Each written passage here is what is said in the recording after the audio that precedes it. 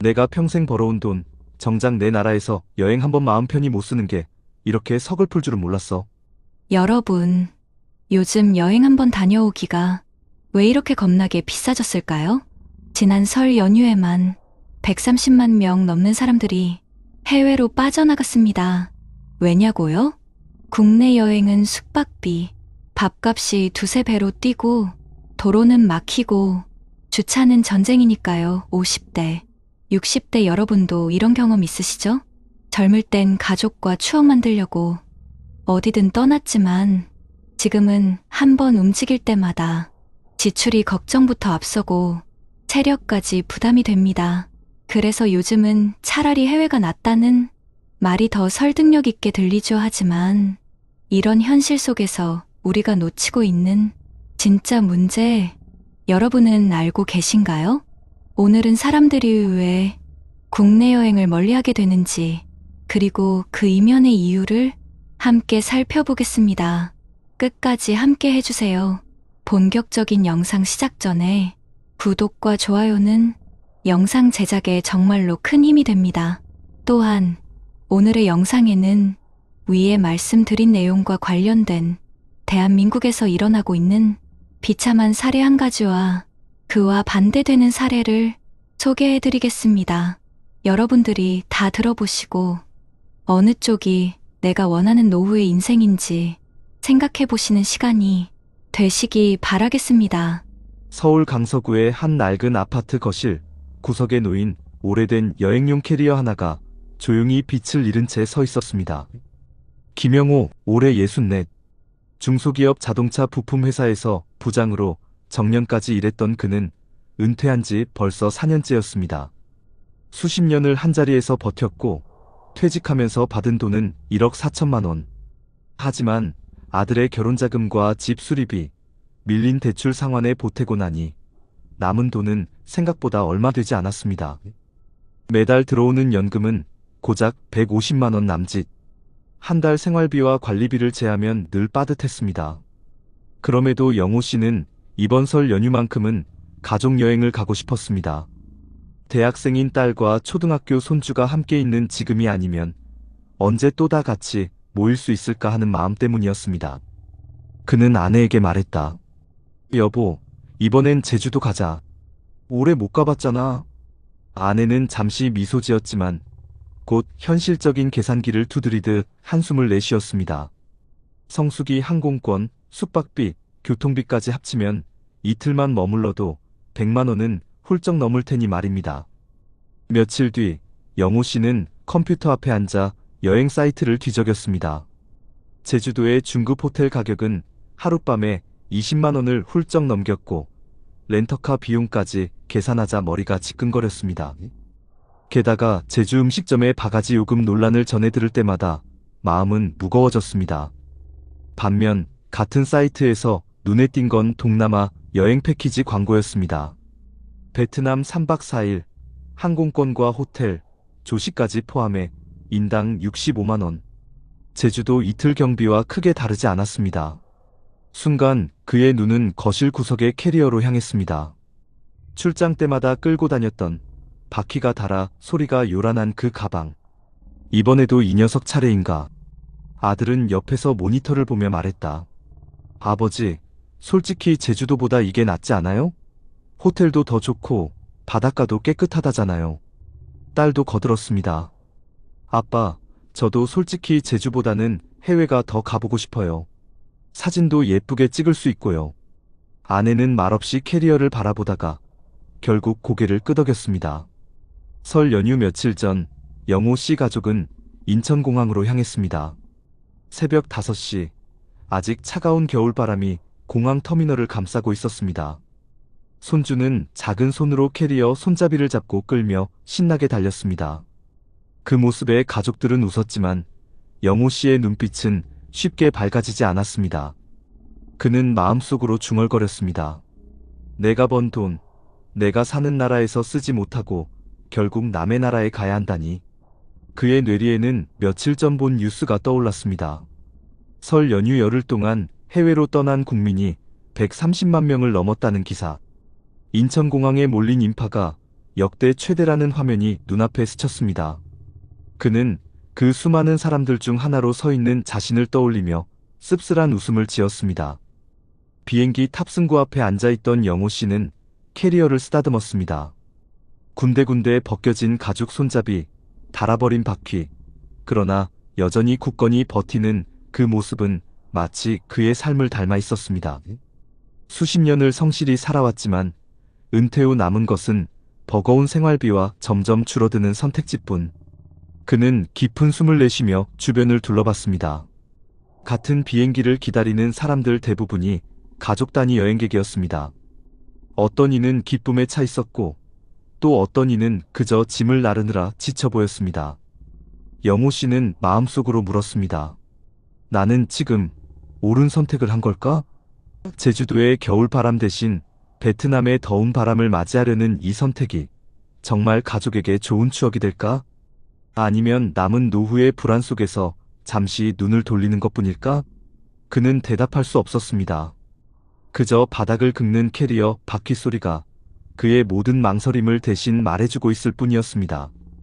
베트남 다낭 공항에 도착한 순간 가족들은 밝게 웃으며 사진을 찍었습니다. 아들은 휴대폰으로 짧은 영상을 남겼고 딸은 아빠, 여긴 공기도 다르다라며 설레는 표정을 지었습니다. 손주는 호텔 수영장을 보며 소리를 지르며 뛰어다녔습니다. 겉으로 보기엔 완벽한 가족 여행의 모습이었지만 영호 씨 마음은 점점 무거워졌습니다. 호텔 체크인 후 아내가 귓속말로 물었습니다. 여보, 카드 결제 괜찮겠지? 그 말에 영호 씨의 눈빛이 흔들렸습니다. 그는 계산기를 두드려 보지 않아도 알았습니다. 연금으로 들어오는 돈, 남은 퇴직금에서 조금씩 꺼내 쓰던 저축 모두 빠듯했습니다. 이번 여행 경비는 아내 몰래 신용카드 할부로 결제했습니다. 하룻밤에 50만 원이 넘는 객실과 고급 뷔페. 분명 제주에서라면 더 비쌌을지 모르지만 해외라는 이름 앞에선 마음이 더 무겁게 내려앉았습니다. 둘째 날 저녁 현지 시장에서 식사를 하던 중이었습니다. 아들은 아버지, 다음엔 일본도 가보죠. 요즘은 다들 일본 간다더라고요. 라며 가볍게 말했습니다. 그 한마디가 영호 씨의 가슴을 찔렀습니다. 그는 속으로 되뇌었습니다. 나는 내 나라에서는 여행 한 번 마음 편히 못하고 이제 남의 나라만 기웃거려야 하는 건가? 손주는 즐겁게 음식을 먹으며 웃었지만 영호 씨는 젓가락을 제대로 들 수 없었습니다. 식탁 위에서 반짝이는 숟가락에 비친 자신의 얼굴이 낯설게만 느껴졌습니다. 오랜 세월 자동차 부품 회사의 기계를 관리하며 흘린 땀, 수십 년 동안 성실히 살아온 자부심이 이 순간엔 무너져 내리는 듯했습니다. 은퇴 후 그는 한 번도 사치를 누려본 적 없었습니다. 하지만 가족여행 한 번조차 과한 소비로 여겨야 하는 자신의 현실이 가장 큰 고통이었습니다. 귀국길 비행기에서 그는 창밖으로 보이는 구름을 바라보며 조용히 생각에 잠겼습니다. 이번 여행이 가족에게 추억을 남겨준 것은 분명했습니다. 그러나 남은 것은 기쁨만이 아니었습니다. 카드 대금 고지서가 곧 도착할 것이고 노후 자금은 또한 조각 줄어들 것입니다. 비행기 안에서 옆자리에 앉은 비슷한 또래의 남성이 먼저 말을 걸었습니다. 어르신도 이번에 가족여행 가셨나 봅니다. 저도 은퇴하고 손주 데리고 가는 길이에요. 그 남성은 웃으며 자신의 이야기를 풀어놓았습니다. 퇴직 후 연금이 빠듯해 국내 여행을 몇 번 시도했지만 매번 높은 비용에 실망했고 결국 해외 패키지를 선택하게 됐다는 것이었습니다. 영호 씨는 고개를 끄덕이며 들었습니다. 그 순간 자신만의 문제가 아니라는 사실을 깨달았습니다. 많은 이들이 같은 이유로 국내 여행을 포기하고 해외를 택하고 있었습니다. 도착 후 집으로 돌아와 캐리어를 다시 거실 구석에 내려놓는 순간 그는 오래된 가방을 바라보며 한숨을 내쉬었습니다. 이 캐리어는 그의 청춘과 직장 생활을 함께한 동반자였지만 이제는 노후의 불안과 무거운 현실을 상징하는 물건처럼 느껴졌습니다. 여러분, 이 이야기가 남의 일 같으신가요? 은퇴 후에도 가족에게 좋은 추억을 남기고 싶다는 마음은 누구에게나 있습니다. 하지만 현실은 녹록지 않습니다. 국내 여행은 비싸고 뻔하다는 이유로 외면받고 해외여행은 잠시의 위안이 될 뿐 노후 자금을 갉아먹습니다. 김영호 씨의 캐리어는 오늘도 거실 구석에 조용히 놓여 있습니다. 언젠가 다시 가족과 함께 국내의 산과 바다를 누빌 수 있을까? 아니면 또다시 해외로 향해야 할까? 그 답은 여전히 알 수 없습니다. 하지만 한 가지 분명한 건 있습니다. 지금 이 순간에도 수많은 사람들이 같은 고민을 하고 있다는 사실입니다. 우리의 노후, 우리의 여행, 그리고 우리의 삶이 더 이상 사치가 아니라 당연한 행복이 되기를 바라는 마음. 그것이 바로 이 이야기가 전하려는 울림일지도 모릅니다. 여러분 어떠시나요? 위의 사례는 정말 비참하고 서글픈 인생 아닌가요? 하지만 지금부터 소개해드리는 사례는 정반대의 선택으로 행복한 노후를 보내고 있는 분을 소개해드리겠습니다. 경기도 용인시의 한 조용한 단독주택 마당. 햇살이 포근하게 내려앉은 오후. 올해 66이 된 이상훈 씨는 커다란 원두막 의자에 앉아 신문을 넘기고 있었습니다. 마당 한쪽에는 텃밭이 있었고 그 옆에는 작은 평상에 손주들이 앉아 바람개비를 돌리며 깔깔 웃고 있었습니다. 상훈 씨는 35년 동안 시청 공무원으로 근무하다 정년퇴직을 했습니다. 대기업처럼 거액의 퇴직금은 없었지만 그에게는 매달 꾸준히 들어오는 든든한 연금이 있었습니다. 매달 약 260만 원 정도. 큰 돈은 아니었지만 부부가 아껴 쓰며 살아가기에는 충분했고 무엇보다 꾸준히 들어온다는 점이 마음에 안정을 주었습니다. 그의 주변 사람들은 종종 물었습니다. 상훈 씨, 퇴직금이 없으니 힘들지 않아요? 그럴 때마다 그는 웃으며 대답하곤 했습니다. 퇴직금은 없지만 매달 들어오는 이 연금 덕분에 걱정이 덜해요. 꾸준히 받는다는 게 얼마나 큰 힘인지 몰라요. 물론 그의 노후가 처음부터 평탄했던 건 아니었습니다. 퇴직 직후 친구들 중 상당수는 가게 창업이나 부동산 투자를 선택했습니다. 누군가는 치킨집을 열었고 또 누군가는 빌딩 투자를 했습니다. 그때 상훈 씨도 유혹을 느꼈습니다. 퇴직 후 연금을 담보로 대출을 받아 작은 카페라도 운영해볼까 고민했기 때문입니다. 하지만 아내는 단호했습니다. 여보, 우리 그냥 연금으로 살아가자. 빚까지 내서 사업하다가 실패하는 사람들 많잖아. 우리 형편엔 안정이 더 소중해. 상훈 씨는 잠시 망설였지만 결국 아내의 의견을 따랐습니다. 대신 그들은 철저히 지출을 관리하기 시작했습니다. 매달 연금이 들어오면 생활비, 의료비, 문화생활비, 손주 용돈까지 세세히 항목을 나눠 적어두었습니다. 저녁에는 아내와 함께 가계부를 펼쳐 앉아 서로 의견을 주고받곤 했습니다. 여보, 이번 달은 병원비가 좀 늘었네. 내가 혈압약 바꿔서 그런가 봐. 괜찮아. 대신 우리가 외식 줄였으니까 맞춰줬어. 내 친구네는 이번에 빚내서 가게 했다가 문 닫았다더라. 우리가 잘 선택한 거야. 주변 친구들이 사업 실패로 적금을 까먹거나 은퇴 후 무리한 투자로 전 재산을 날리는 이야기가 들려올 때마다 상훈 씨 부부는 서로를 바라보며 안도했습니다. 그렇다고 그들의 삶이 무조건 절약만으로 점철된 건 아니었습니다. 상훈 씨는 아내와 매달 작은 여행을 다니기로 했습니다. 비성수기를 골라 국내 곳곳을 다니는 것이었습니다. 숙소는 공공 숙박시설이나 지자체에서 운영하는 연수원을 이용해 비용을 크게 줄였습니다. 교통은 KTX와 시니어 할인 제도를 적극 활용했습니다. 한 번은 손주와 함께 강원도 여행을 떠났습니다. 숙소는 시청 동료가 알려준 공무원 연수원을 이용했고 하루 숙박비는 불과 5만 원이 채 되지 않았습니다. 손주는 기차 안에서 신이 나 창밖 풍경을 보며 웃음을 터뜨렸습니다. 그때 상훈 씨는 마음속 깊이 다짐했습니다. 돈을 크게 쓰지 않아도 행복은 충분히 느낄 수 있구나. 하지만 이런 생활에도 불안은 가끔 찾아왔습니다. 물가는 조금씩 오르고 주변 사람들은 여전히 국내 여행보다 해외가 더 싸다더라라는 말을 자주 했습니다. 아들 부부 역시 어느 날 이렇게 말했습니다. 아버지, 다음엔 우리도 일본 가요. 친구들 다 다녀왔대요. 그 순간 상훈 씨는 잠시 침묵했습니다. 해외여행은 분명 매력적이었지만 그에게 중요한 건 안정된 노후의 균형이었습니다. 연금이라는 확실한 기반 위에서 지출을 조절하고 작은 즐거움을 나누는 것. 그는 자신의 선택이 옳은지 확인하고 싶었고 가족들에게도 그것을 보여주고 싶었습니다. 그해 여름, 이상훈 씨 가족은 함께 모여 저녁을 먹고 있었습니다. 식탁 위에는 아내가 정성껏 만든 보리밥과 나물, 된장찌개가 놓여 있었지만 아들 부부의 대화는 다른 곳으로 향했습니다. 아버지, 요즘 다들 해외로 나가요. 제주도 가는 값이면 일본 오사카나 도쿄는 기본이고 동남아는 더 싸게 다녀올 수 있대요. 며느리가 웃으며 말을 이어갔습니다. 저희 친구네 부모님도 연세 비슷하시잖아요? 얼마 전에 가족 여행으로 베트남 다녀왔다는데 그렇게 좋았다면서요. 아버지도 한 번쯤은 해외로 가보셔야 하지 않겠어요? 그 말에 상훈 씨는 잠시 젓가락을 내려놓았습니다. 마음이 흔들렸습니다. 주변 동년배들도 해외여행 사진을 SNS에 올리며 자랑했고 마치 그것이 노후의 행복 척도인 듯 보였습니다. 그는 순간 스스로를 돌아보며 생각했습니다. 혹시 내가 가족을 답답하게 만들고 있는 건 아닐까? 연금만으로는 부족한 건 아닐까? 그날 밤 그는 잠을 이루지 못했습니다. 집 구석에 놓인 여행 가방을 바라보며 자신이 젊을 때 동료들과 갔던 해외 출장 기억이 떠올랐습니다. 그때는 회사 돈으로 떠난 것이었기에 고민이 없었지만 지금은 모든 게 자신의 선택과 지출에 달려 있었습니다.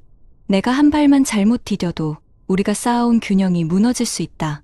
그 불안감이 가슴 깊이 파고들었습니다. 며칠 뒤 그는 아내와 함께 마트에서 장을 보다가 우연히 노후 준비 관련 무료 특강 홍보 현수막을 보게 되었습니다. 주제는 안정된 연금 생활과 행복한 노후였습니다. 아내가 먼저 말했습니다.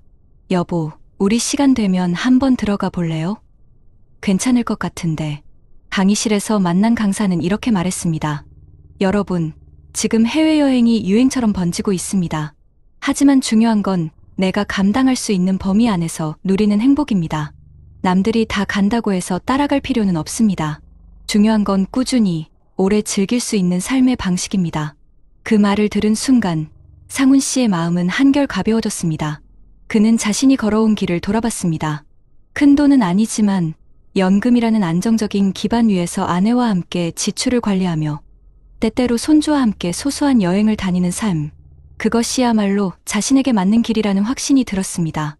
집에 돌아와 아내에게 말했습니다. 여보, 괜히 흔들릴 필요 없겠어. 우리 길이 맞는 것 같아. 남들 따라갈 게 아니라 우리가 행복하면 되는 거지. 아내는 고개를 끄덕이며 말했습니다. 그래요. 당신이 그렇게 말해주니 마음이 놓이네요. 우리가 선택한 길 후회하지 않아요. 여러분, 이상훈 씨의 이야기는 남 얘기가 아닙니다. 은퇴 후 누구나 더 좋은 선택을 고민합니다. 하지만 중요한 건 남들이 가는 길이 아니라 내가 지킬 수 있는 길입니다. 많은 이들이 해외여행의 화려한 사진에 마음이 흔들리지만 결국 노후를 지탱해주는 건 꾸준히 들어오는 연금과 절제된 생활, 그리고 가족과 함께하는 소소한 일상입니다. 이상훈 씨 거실 한켠의 오래된 가계부, 그 속에는 가족을 지키려는 그의 신중한 선택이 고스란히 담겨 있습니다. 이제는 해외가 아닌 국내의 작은 여행지에서 손주와 함께 웃고 텃밭에서 난 채소로 밥상을 차리며 하루를 감사히 보내는 삶. 그것이 진짜 행복일지 모릅니다. 여러분, 혹시 지금도 남들이 하는 선택을 따라가려 흔들리고 계신가요? 하지만 진정한 노후의 행복은 멀리 있지 않습니다. 바로 지금 내가 누릴 수 있는 작은 안정 속에 있다는 사실. 이 이야기가 여러분께 작은 울림이 되길 바랍니다. 여러분, 그렇다면 사람들이 왜 이렇게 국내 여행을 피하고 해외로 몰리는 걸까요? 단순히 기분 문제일까요? 사실은 여러 통계와 연구에서 이미 뚜렷한 이유가 드러납니다. 먼저 대한민국 공식 통계부터 보겠습니다. 한국문화관광연구원이 매년 발표하는 국민여행조사에 따르면 2024년 기준 국내 여행 1회 평균 지출액은 약 32만 원으로 집계됐습니다. 반면 같은 해 해외여행 1회 평균 지출액은 약 130만 원 수준이었는데요. 수치만 보면 해외가 훨씬 비싸 보이죠. 그런데 흥미로운 건 여행자들의 체감은 정반대라는 겁니다. 왜냐하면 국내 여행은 1박 2일이나 2박 3일처럼 짧게 끊어서 다녀오는 경우가 많다 보니 단위 기간당 비용 부담이 상대적으로 더 크게 다가오기 때문입니다. 실제로 통계청의 가계동향 조사 자료를 보면 가계 소비 지출 중 음식 숙박 항목이 2023년 이후 꾸준히 물가 상승을 이끌고 있으며 특히 성수기에는 숙박비가 평소의 2배 이상 뛰는 현상이 반복된다고 합니다. 한국소비자원 조사에서도 주요 관광지 숙박료와 외식비가 성수기 평균 1.7배에서 2.3배까지 치솟는다는 결과가 나왔습니다. 이렇다 보니 여행객 입장에서는 차라리 조금 더 보태서 해외를 가는 게 낫다는 생각이 자리 잡을 수밖에 없는 겁니다. 또한 한국관광공사가 2025년 1월 발표한 자료에 따르면 올해 설 연휴 열흘 동안 해외 출국자 수가 134만 명을 넘어 역대 최대치를 기록했습니다. 인천국제공항공사 집계로도 같은 기간 하루 평균 이용객이 21만 명을 돌파했는데 이는 코로나 이전 2019년 수준을 거의 회복한 수치라고 합니다. 반대로 같은 시기 국내 주요 관광지의 숙박 예약률은 기대에 미치지 못했고 일부 지역 축제는 방문객이 절반 이하로 줄었다는 보도도 나왔습니다. 즉, 내수 진작을 위해 정부가 임시공휴일을 지정했음에도 실제로는 해외로 빠져나간 사람이 압도적으로 많았다는 뜻입니다. 이와 관련해 한국노동연구원에서 2023년에 발표한 중장년층 여가생활과 경제적 제약 보고서를 보면 50대와 60대 이상 응답자의 절반 이상이 국내 여행을 계획했지만 비용 문제로 취소하거나 축소한 경험이 있다고 답했습니다. 특히 은퇴 세대는 교통 체증과 주차난 같은 물리적 불편보다 지출 압박을 가장 큰 걸림돌로 꼽았는데 이 점이 젊은 세대와 차이가 있었습니다. 즉, 시니어 세대는 편안하고 저렴해야 움직인다는 조건이 충족되지 않으면 아예 여행을 포기해버리는 경우가 많다는 거죠. 그렇다면 해외는 왜 상대적으로 매력적으로 느껴질까요? 한국소비자원의 2024년 해외여행 소비 분석에 따르면 동남아시아 지역의 패키지 상품은 평균 3박 4일 기준으로 1인당 65만 원에서 80만 원 선이었고 일본은 엔저 영향으로 항공료가 낮아지면서 50만 원대 특가 항공권이 쏟아진 시기도 있었습니다. 실제로 2023년과 2024년에 엔저 여행 특수라는 말이 유행했을 정도죠.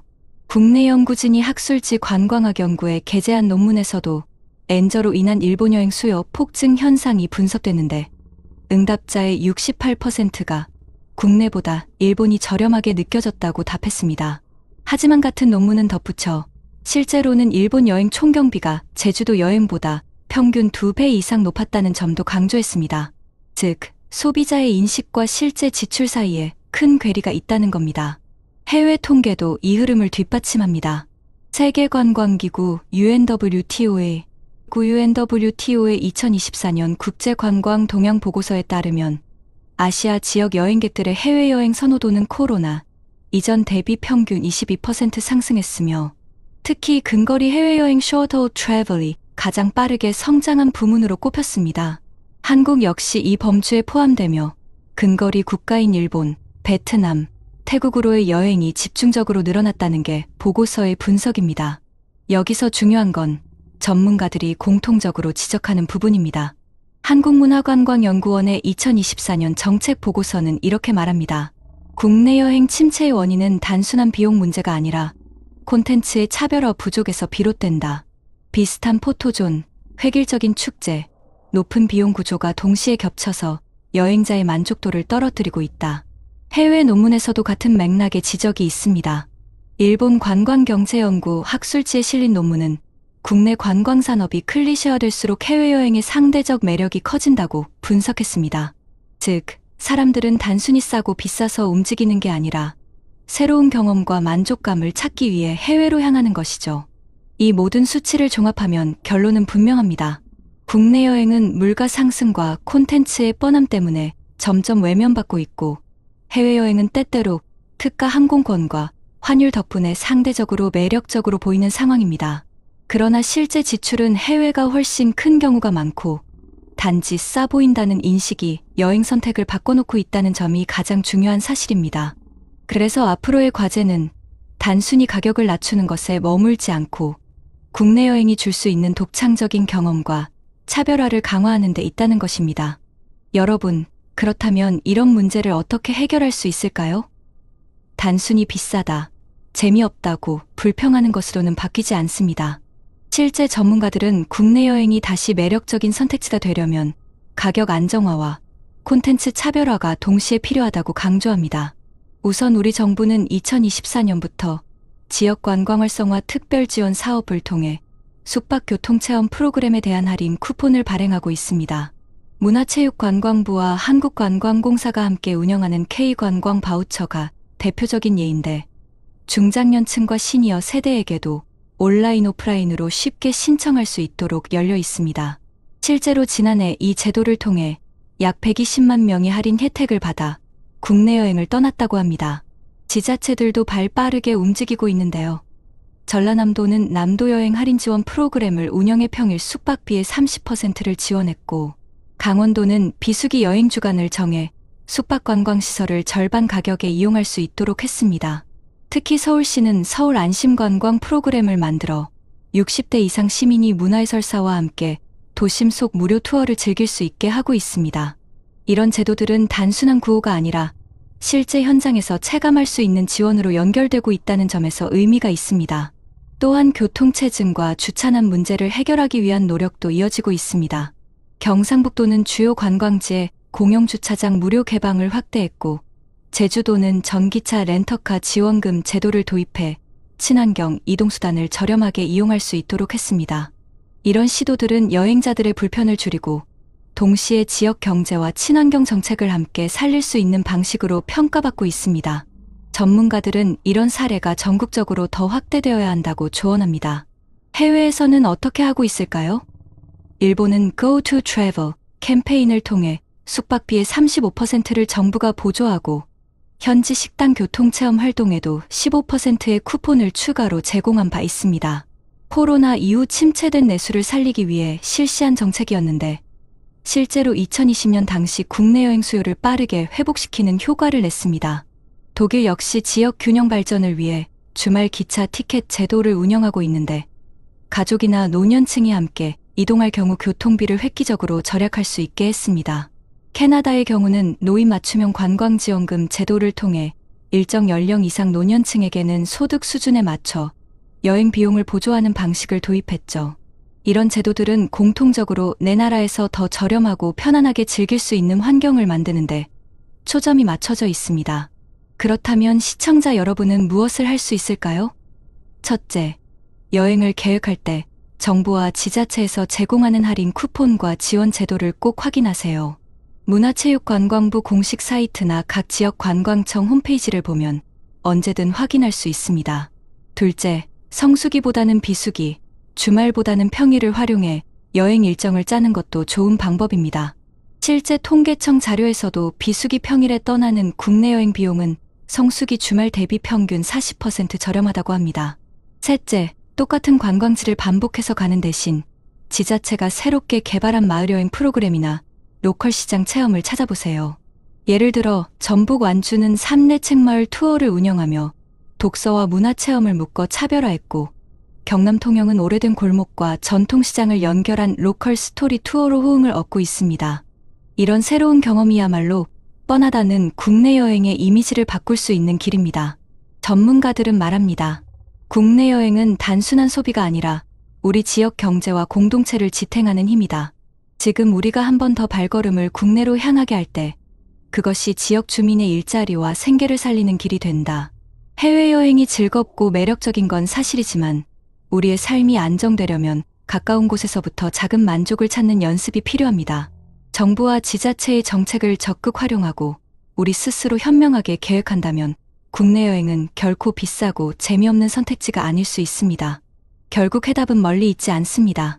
제도가 마련되어 있고 지원이 준비되어 있습니다. 다만 우리가 그것을 알고 활용하지 못할 뿐입니다.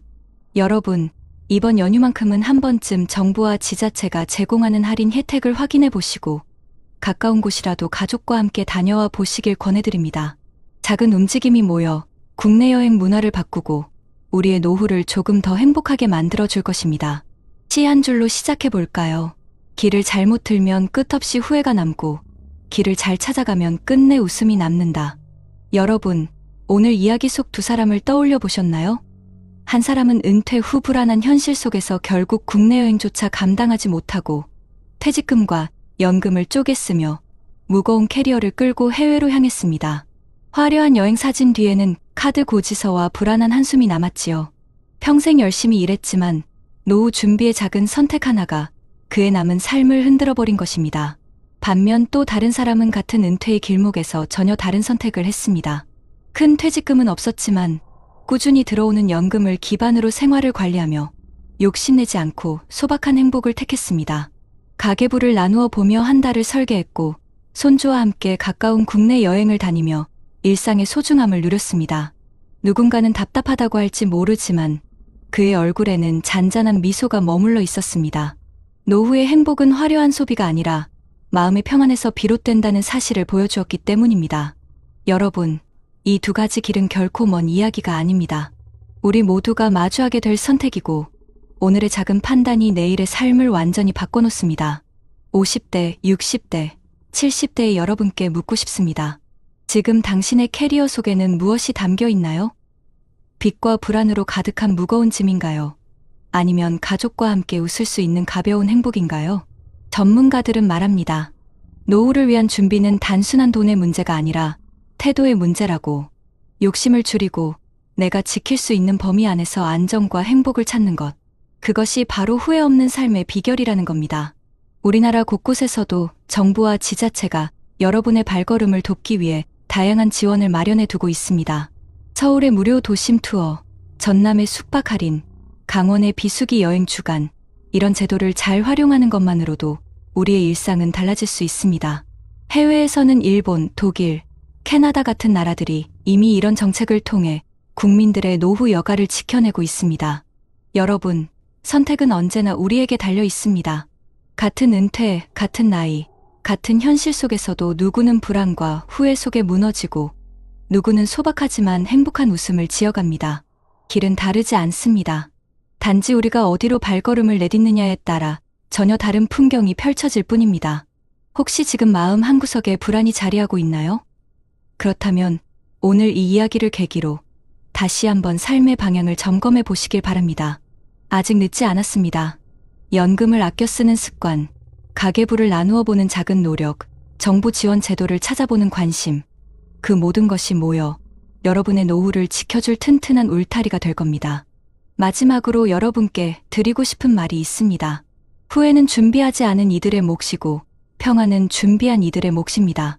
오늘 이야기를 통해 여러분의 캐리어가 무거운 짐이 아니라 행복한 추억으로 채워지길 진심으로 바랍니다. 이제는 우리 모두가 스스로의 선택으로 더 나은 내일을 만들어야 할 때입니다. 작은 변화가 큰 기적을 일으킬 수 있습니다. 지금 바로 여러분의 노후를 지켜낼 그 첫걸음을 시작해 보시길 바랍니다.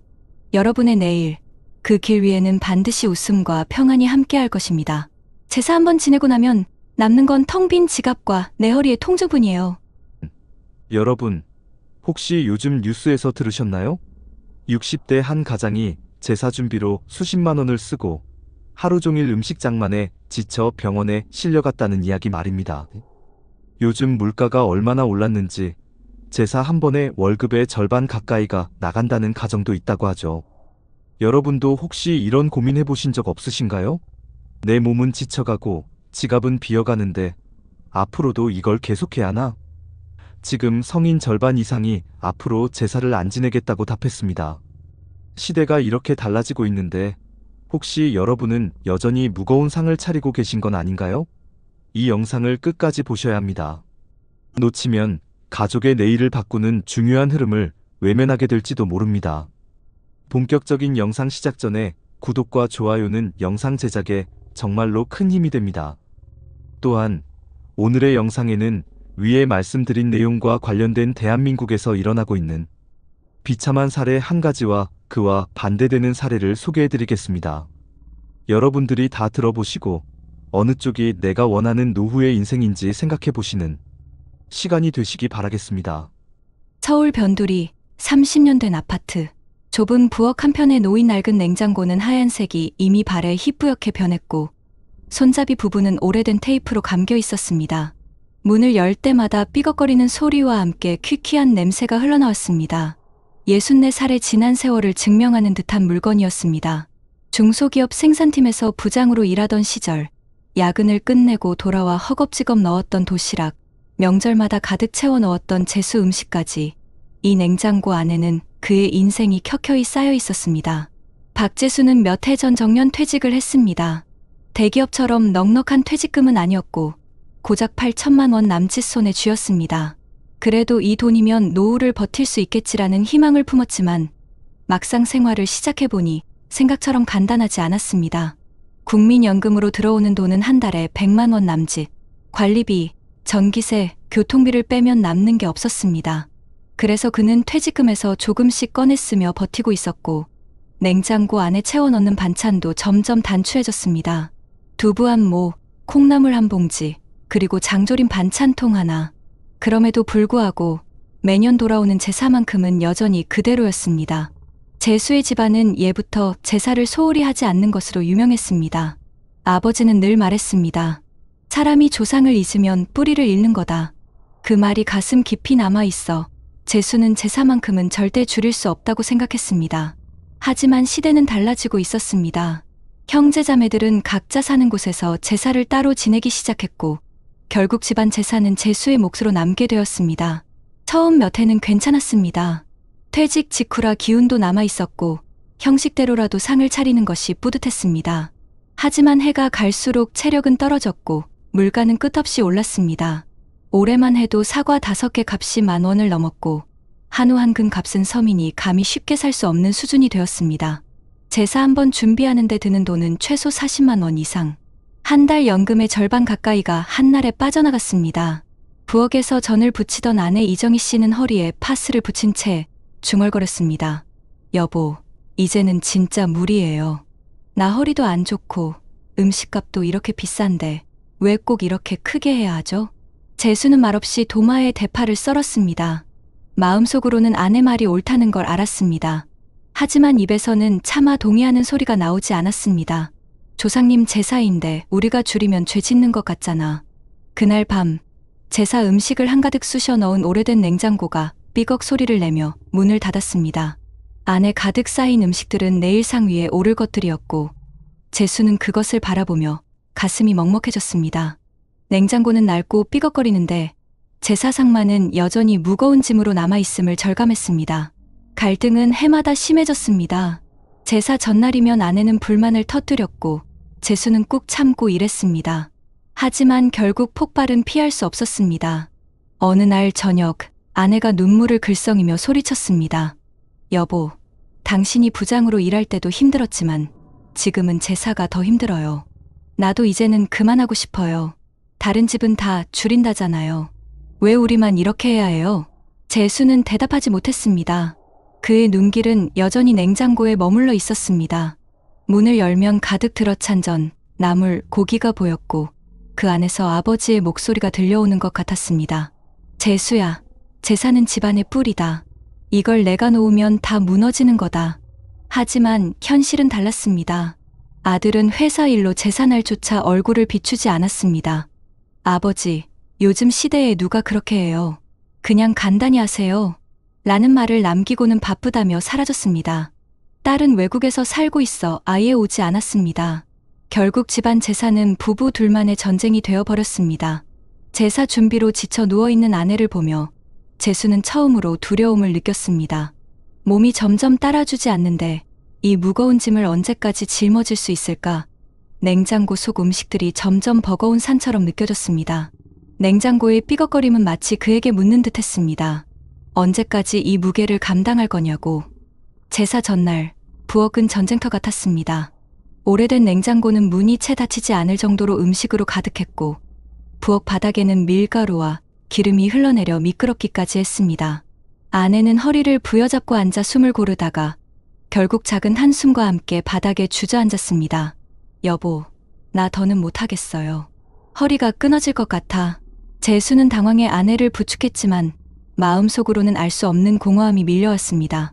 제사 음식 하나하나가 조상에 대한 예가 아니라 이제는 가족을 병들게 하는 족쇄처럼 느껴졌습니다. 절정은 바로 그날 밤 찾아왔습니다. 기름에 전을 부치던 제수는 갑자기 가슴이 답답해져 숨을 고르지 못했습니다. 손에서 집게가 떨어지고 뜨거운 기름이 튀어 팔을 대었습니다. 아내가 놀라 119에 전화를 걸었고 그는 응급실로 실려갔습니다. 검사 결과는 다행히 큰 이상은 아니었지만 의사는 무겁게 말했습니다. 환자분, 체력에 비해 너무 무리하셨습니다. 나이 들수록 이런 과로는 심장에도 치명적일 수 있어요. 생활 패턴을 꼭 바꾸셔야 합니다. 병원 침대에 누운 채 제수는 눈을 감았습니다. 문득 집에 남겨진 오래된 냉장고가 떠올랐습니다. 그 안에 가득 차 있던 음식들, 삐걱거리던 문소리, 그리고 그 앞에서 흘린 아내의 눈물. 그는 깨달았습니다. 제사를 이어온다는 것이 조상을 기리는 것이 아니라 지금 살아있는 가족을 병들게 하고 있다는 사실을. 며칠 뒤 집으로 돌아온 그는 가족들을 불러 모았습니다. 아들은 여전히 무심했지만 딸은 화상통화로 함께 자리했습니다. 재수는 떨리는 목소리로 말했습니다. 얘들아, 이제 제사 방식을 바꿔야겠다. 더는 이대로는 못하겠다. 아들은 처음에는 아버지, 그렇게 하세요. 저도 솔직히 제사 힘들었어요. 라며 시큰둥했지만 결국 동의했습니다. 딸은 오히려 안도한 듯 말했습니다. 아빠, 잘 생각하셨어요. 요즘은 다 간소화해요. 고인이 좋아하시던 음식 한두 가지 올리고 가족끼리 모여 얘기 나누는 걸로 충분해요. 전환의 순간은 그 다음 제사에서 찾아왔습니다. 상은 더 이상 전으로 가득하지 않았습니다. 대신 고인이 즐겨 드시던 된장찌개와 김치, 그리고 소박한 과일 몇 가지만 냉장고에서 꺼내 상 위에 올렸습니다. 아내는 허리 통증 없이 웃을 수 있었고 아이들도 부담 없이 모일 수 있었습니다. 상은 가벼워졌지만 대화는 오히려 깊어졌습니다. 아버지, 예전 공장 이야기 또 해주세요. 아들은 소주잔을 기울이며 옛날 아버지의 일터 이야기를 들었습니다. 딸은 엄마, 건강은 좀 어때요? 라며 정성스레 안부를 물었습니다. 그날 밤, 재수는 깨달았습니다. 제사의 본질은 형식이 아니라 기억과 대화, 그리고 살아있는 사람들의 마음이라는 것을. 오래된 냉장고는 여전히 삐걱거리며 제자리에 있었습니다. 그러나 그 안에는 더 이상 과하게 준비된 음식이 쌓이지 않았습니다. 대신 가족들이 함께 먹고 나눌 수 있는 따뜻하고 소박한 음식만 들어 있었습니다. 냉장고는 낡았지만 그 속은 가볍고 따뜻해졌습니다. 마지막으로 재수는 조용히 혼잣말을 했습니다. 아버지, 어머니 이제는 이렇게 하겠습니다. 우리도 살아야 하니까요. 그래도 마음만은 변하지 않았습니다. 그는 죄책감 대신 안도감을 느꼈습니다. 무거운 짐을 내려놓았지만 오히려 가족이 더 가까워졌음을 실감했습니다. 그리고 깨달았습니다. 무거운 제사상 대신 따뜻한 식탁이야말로 진짜 제사의 의미를 이어가는 길이라는 것을. 여러분, 이 이야기가 남의 일 같으신가요? 사실 우리 주변 수많은 가정에서 같은 갈등이 반복되고 있습니다. 물가 부담, 가족 간 갈등, 노후의 건강 문제까지 제사는 단순한 의식이 아니라 현실적인 고민의 무게가 되어버렸습니다. 그러나 방법은 있습니다. 형식에 매이지 않고 가족의 건강과 마음을 지키는 방식으로 바꾸는 것. 그것이 바로 오늘을 살아가는 우리가 선택해야 할 길 아닐까요? 여러분 어떠시나요? 위의 사례는 정말 비참하고 서글픈 인생 아닌가요? 하지만 지금부터 소개해드리는 사례는 정반대의 선택으로 행복한 노후를 보내고 있는 분을 소개해드리겠습니다. 경기도 일산의 조용한 아파트 단지. 이정호 씨는 대기업 전자회사에서 생산관리직으로 35년간 근무하다가 62세에 은퇴했습니다. 직급은 임원까지는 아니었지만 꾸준히 성실하게 일한 덕에 퇴직금으로 약 1억 5천만 원을 수령했고 국민연금은 매달 140만 원가량 나오고 있었습니다. 아내와는 40년 가까이 함께 살며 두 자녀를 키웠고 자녀들은 모두 독립해 안정적인 생활을 하고 있습니다. 퇴직 후 그의 삶은 놀랍도록 차분했습니다. 주변 지인들이 이제 어디에 투자해야 하느냐, 퇴직금으로 장사라도 해야 한다며 들떠 있을 때 정호 씨는 마음을 단단히 먹었습니다. 내가 해보지 않은 일은 하지 않는다. 이게 그의 원칙이었습니다. 퇴직 직후 동창 모임에서 이런 말이 오갔습니다. 야, 요즘 빌딩 하나 사두면 월세가 쏠쏠하다더라. 카페 창업이 대세야. 요즘 젊은 애들도 다 하잖아. 정호 씨에게도 유혹은 있었습니다. 실제로 한 지인은 퇴직금 전부를 들여 무인 세탁소를 차렸다가 1년도 안 되어 문을 닫는 모습을 보여주었습니다. 또 다른 지인은 주식과 코인에 뛰어들어 순식간에 절반 이상을 날렸습니다. 그런 현실을 지켜보면서도 정호 씨는 고개를 저었습니다. 그는 퇴직 전부터 이미 노후를 위한 준비를 조금씩 해왔습니다. 회사에 다닐 때부터 연금저축과 ISA 계좌를 꾸준히 불입했고 50대 중반부터는 주택연금 상담도 받아두었습니다. 아이들이 대학에 들어간 뒤에는 과도한 소비를 줄이고 생활비를 철저히 관리했습니다. 하지만 그의 선택이 항상 평탄했던 것은 아니었습니다. 아내와의 갈등이 있었습니다. 아내는 처음에 말했습니다. 여보, 그냥 편의점이라도 하나 해보면 어때요? 가만히 있는 것보다 낫잖아요. 정호 씨는 고개를 저으며 대답했습니다. 당신 요즘 편의점도 알바보다 못 벌어요. 난 내 체력도 알고 유행 타는 장사엔 소질 없어. 우리 있는 걸 지키는 게 최선이야. 이 대화는 몇 번이나 반복됐습니다. 아내는 불안했고 정호 씨는 현실적이었습니다. 하지만 결국 시간이 지나면서 아내도 깨닫게 되었습니다. 다른 지인들의 실패가 눈앞에 드러났기 때문입니다. 정호 씨의 아침은 단순했습니다. 오래된 전기주전자에 물을 끓여 아내와 함께 커피를 내려 마시고 근처 공원을 걸으며 건강을 챙겼습니다. 점심에는 냉장고에서 꺼낸 반찬으로 간단히 식사를 했습니다. 그 냉장고는 낡았지만 과하게 가득 차 있지 않았습니다. 필요한 만큼만 채워져 있었고 그 안에서 부부는 절제의 지혜를 배웠습니다. 명절이 다가올 때도 그는 과거처럼 큰 제사상을 준비하지 않았습니다. 대신 고인이 좋아하던 간단한 음식을 올리고 가족이 모여 웃으며 옛 이야기를 나누는 방식으로 바꿨습니다. 아들은 말했습니다. 아버지, 요즘 이런 방식이 더 좋아요. 우리도 덜 힘들고 더 자주 만나게 되고요. 딸도 화상통화로 합류하며 말했습니다. 엄마, 아빠, 저도 이쪽에서 작은 제사상을 차렸어요. 우리 다 마음은 같잖아요. 이렇게 작은 변화를 이어가며 정호 씨는 가족의 갈등을 예방했고 오히려 더 따뜻한 분위기를 만들어 갔습니다.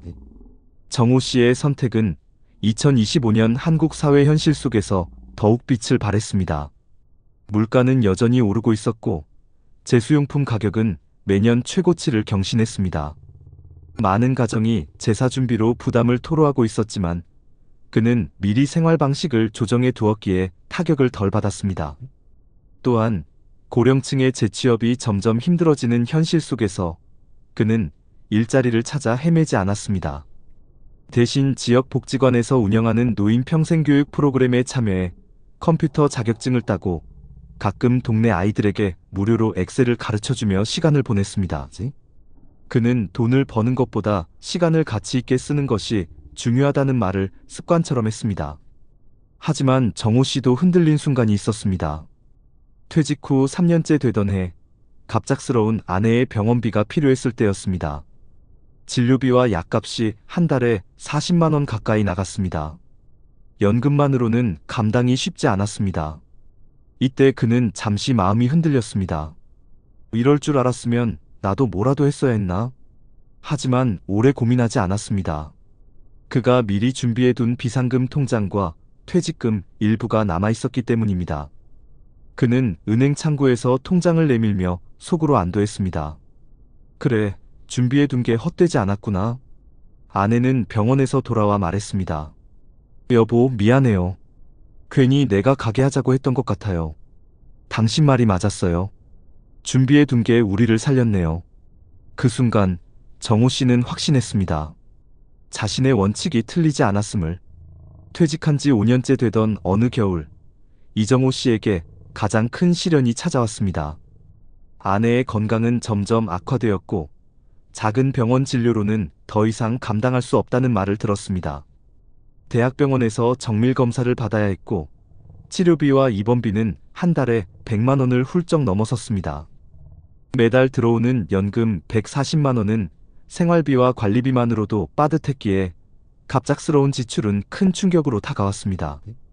그날 밤 낡은 아파트 거실, 정호 씨는 소파에 앉아 계산기를 두드렸습니다.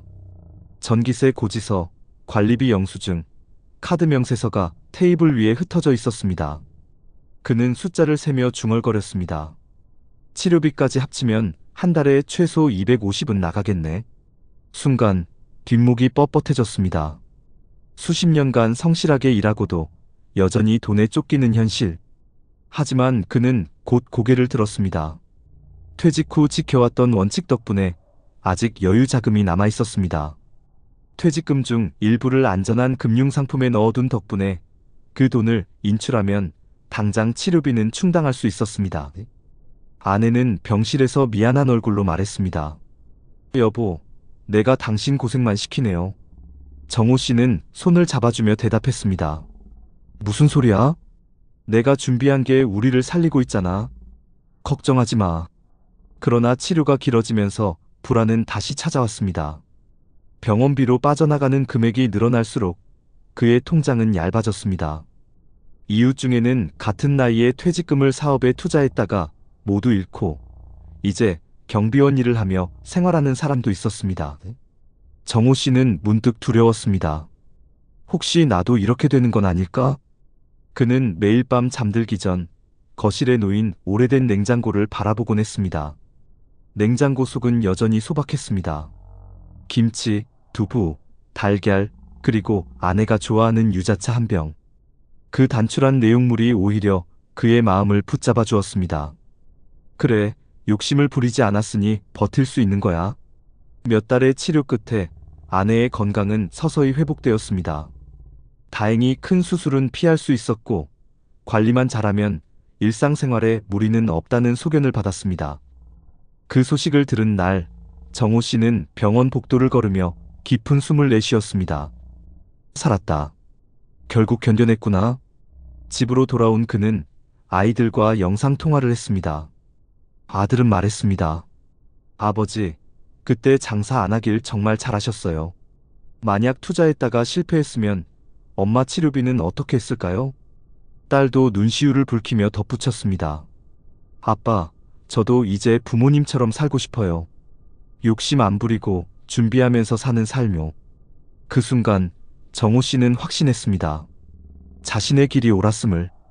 그는 투자 실패의 위험 대신 꾸준한 저축과 연금으로 삶을 지켜냈고 결국 위기를 넘겼습니다. 지금도 그의 일상은 단출합니다. 아침에는 아내와 함께 냉장고에서 꺼낸 반찬으로 식사를 하고 오후에는 근처 복지관에 나가 봉사활동을 합니다. 큰 돈을 벌지는 못했지만 그는 더 이상 돈 때문에 불안하지 않았습니다. 오히려 마음의 평안이 찾아왔습니다. 정호 씨는 말했습니다. 젊을 때는 큰 돈을 버는 게 중요한 줄 알았는데 지금 보니 지키는 게 더 큰 힘이 되더군요. 여러분, 이 이야기가 남 얘기처럼 들리시나요? 2025년 대한민국에서 수많은 사람들이 같은 선택의 기로에 서 있습니다. 누군가는 잘못된 길을 택해 고통 속에 살고 누군가는 욕심을 버리고 준비한 덕분에 평온한 노후를 맞이합니다. 그리고 그 차이는 아주 작은 선택에서 갈라집니다. 여러분, 그렇다면 이 문제를 조금 더 객관적으로 살펴볼 필요가 있습니다.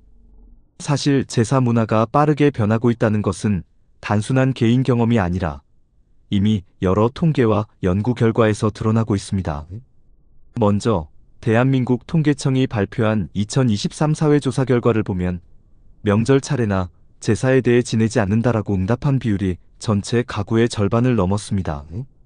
특히 2023년 기준으로 응답자의 52.3%가 제사를 지내지 않는다라고 답했는데 불과 10년 전만 해도 같은 질문에 지낸다고 응답한 비율이 70%를 넘었던 것과 비교하면 상당히 큰 변화라고 볼 수 있습니다.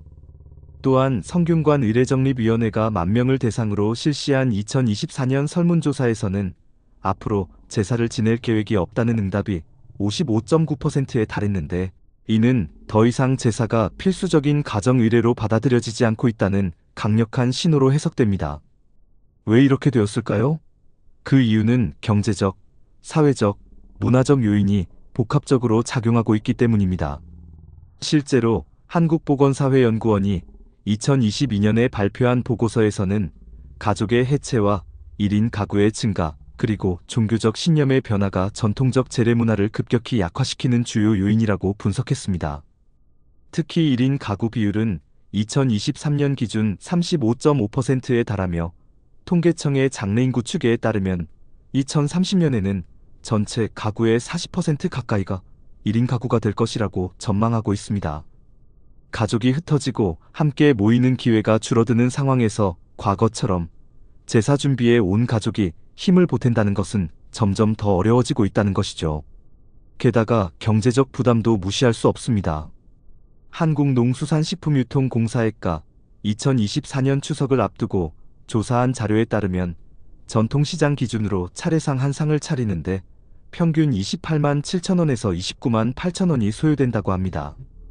이는 2020년 대비 약 20% 이상 증가한 금액입니다. 물가 상승률이 가계에 직접적인 압박으로 다가오고 있다는 의미입니다.